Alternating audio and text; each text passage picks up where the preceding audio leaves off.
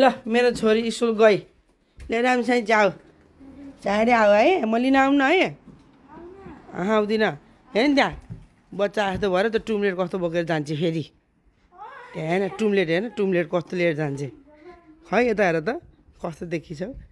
हेर्नु पेट घटाऊ ल दौडिँदै जाऊ त एक्सर्साइज हुन्छ 20 किलो घट्नुपर्छ त्यहाँ 5 महिनामा 3 महिनामा ल राम्रोसँग जाऊ है ए उकालो यो ओह्रालो भयो अरे आउँदाखेरि घर आउँदाखेरि गाह्रो हुन्छ अरे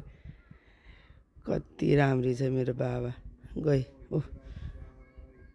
म यही बाटोबाट जान्छु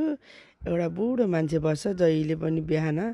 ओहाई गोजाइमा गुड मर्निङ भन्छ माया लाग्छ त्यो भएर यही बाटो जान मन लाग्छ भन्छ यताबाट जा भन्दा मान्दिनँ यतापट्टि बस्छन् अरे उतापट्टि नि एउटा छन् कि बुढी मान्छे छ कस्ती छ हेर गई बिचरा गई ऊ हेरिगेन बाई बाई लभ यु मम्मीले हेरिराख्छ भनेर फर्केर हेरे हो कि पहिला ल पढ्दाखेरि पलट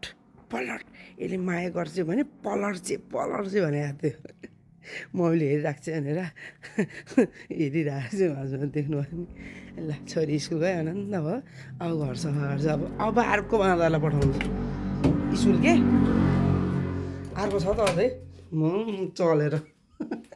उसलाई स्कुल पठाएपछि बल्ल खुट्टा सफा गरेर क्लिन भएर फ्रेस भएर बस्छु